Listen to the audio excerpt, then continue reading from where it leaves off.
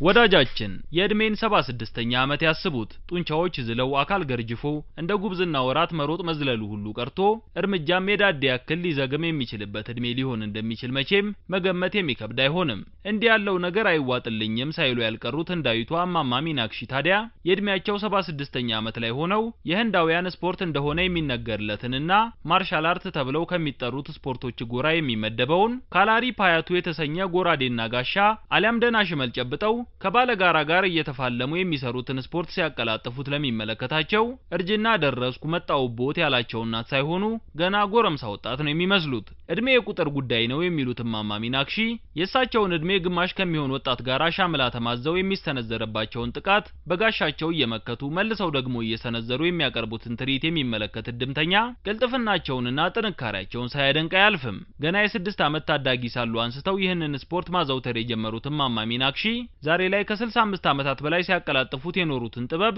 ለተተኪዎች ለማስተላለፍ ስፖርቱን 150 ለሚደርሱ ታዳጊዎች የማሰልጠን ስራ እየሰሩም ናቸው። ከራላ በተባለችው የሀገረ ህንድ ግዛት እንደተጀመረ የሚነገርለትና አሁንም ድረስ በዚሁ አካባቢ በስፋት የሚዘወተረውን የካላሪ ፓያቱ ስፖርትን የሚያሰለጥኑት እማማ ሚናክሺ ታዲያ ከተማሪዎቻቸው ምንም አይነት ክፍያ አይቀበሉም። ይልቁንም ተማሪዎቻቸው ደስ ያላቸውን ስጦታ አምጥተው እንዲሰጧቸው ነው የሚያደርጉት። ከሰልጣኞቻቸው መካከል 1/3 የሚሆኑትም የእድሜ ጠገቡ ስፖርት እድሜ ጠገብ አሰልጣኝ ከሆኑት እማማ ሚናክሺ ስልጠና ለመውሰድ የፈቀዱ ሴቶች ናቸው።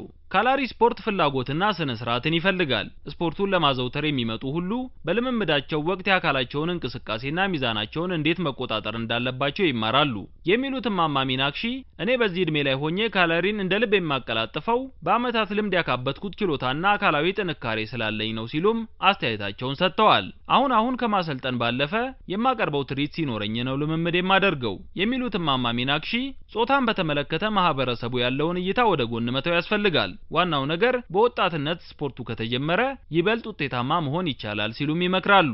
ወዳጃችን ምንም ቢያደርጉ በፈርጣማ ክንዱ ከመጎሸም የማያመልጡትን እርጅና ገና በጠዋቱ መጣው ብሎ ጉልበቱን እንዳያሳይ ብሎም የሚመጣበትን እርምጃ ቆጥቦ በትንሹ እንዲያደርግ ስፖርትን ማዘውተር አይነተኛ መላ እንደሆነ ከእማማ ሚናክሺ እንማር የሚል መልእክታችንን እየሰደድንልዎት በ76ኛ ዓመታቸው ላይ እንደ አፍላ ወጣት ካላሪን ለሚያቀላጥፉት እማማ ሚናክሺ አድናቆታችንን ዝህ ብለን አውራጣታችንን ቀስረን ልንገልጽላቸው ወደናል።